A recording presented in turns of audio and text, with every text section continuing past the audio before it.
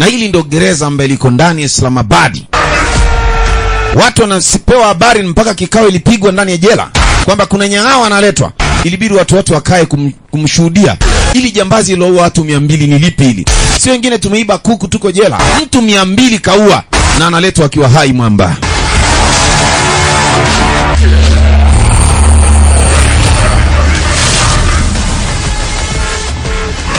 Akashuka mshenzi huyo. Amekula buti la jeje. Anawacheki watu ndani ya jela. Hapa bado hajamvika hata hukumu kwamba kahukumiwa au vipi, ila ameletwa kwanza kwenye jela. Huyu jamaa amepigwa sindano ya kupoteza kumbukumbu. Kwa hiyo hajui hata yeye ni nani.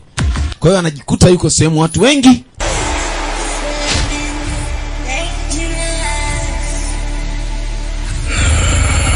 Akiema ni tembo kweli.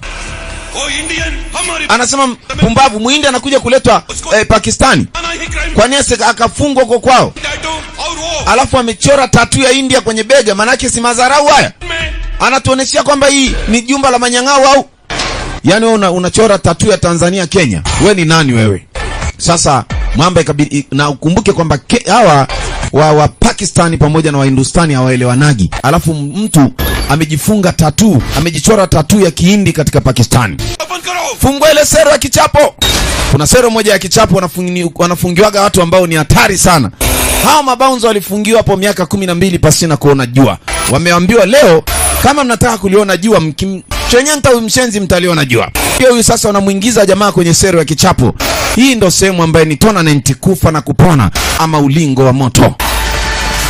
Mama anakimbia mpisha huyu jamaa maana haeleweki. Wakamfungia mlango. Akabaki huko ndani. Afu jamaa wamefunguliwa sasa. Hawa miaka 12 ndo hawa hapa. Ni manjemba afu ni mababa. Yameshiba kila kordo. Wana nyama ambazo mpaka ziko za ziada. Anasema nimekaa miaka 12 katika dogen, yani jela ya giza. Anasema icheni imenifanya niwe kipofu na nimepewa ahadi kwa sasa. Ufunguo wa uhuru wangu ni wewe. Anasema na mslangi huyu niweze kurejea kwenye maisha ya kibinadamu. Mesikia hiyo? Jomba anasema akimalizana na huyu jamaa ataishi maisha ya kibinadamu. Sasa huyu jamaa ni jamaa alafu ni jamaa tena. Yani ni jamaa na nusu. Yani ni usinite man, niite man in half. Huyu ni mtu na nusu, achana naye. Walijaribu kumsogeza na ngumi mbili, akadansi akatua namna hiyo. Mbona kama wanajiweza? Tatizo liko pale pale.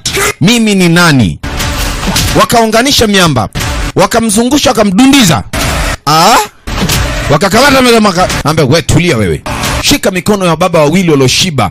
Niga na kama Marekani namna hii. Tupa kule mwamba, akapiga kwanza tayatu mkao wa mchele huo. Natakaje nyie?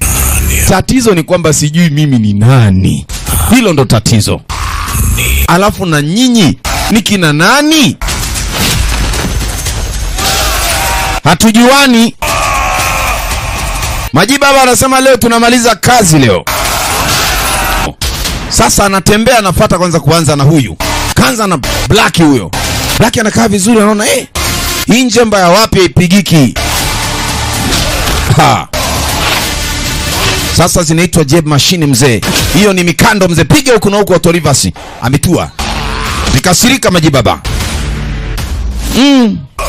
Ili tatizo ni kubwa.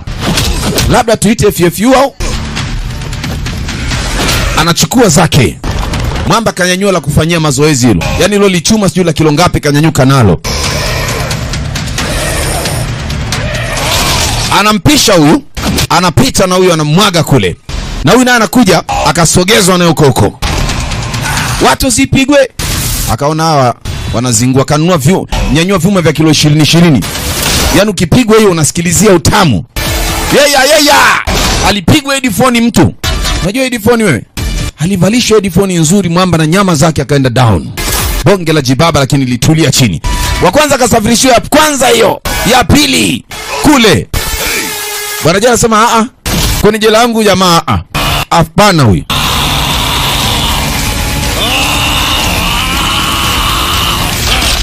Alimpiga kilo 6360. Alafu anasema mimi ni nani? Bado hajajua yeye ni nani. Wewe si muhindi mshenzi nini? Ndicho anachosema huyu bwana jela wa Kipakistan. Oya, hebu lete kwanza. Walimtupia guruneti la kukatia moto. Bila hivyo mambo ni tight. Hilo hapo.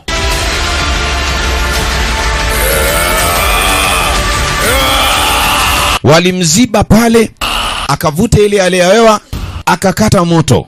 Mzigo ni mzito, wanaita marking. Wale waliogonga hii kazi kwenu. Kutoa 5 kwenye ngumi ya chuma mara moja sio mbaya.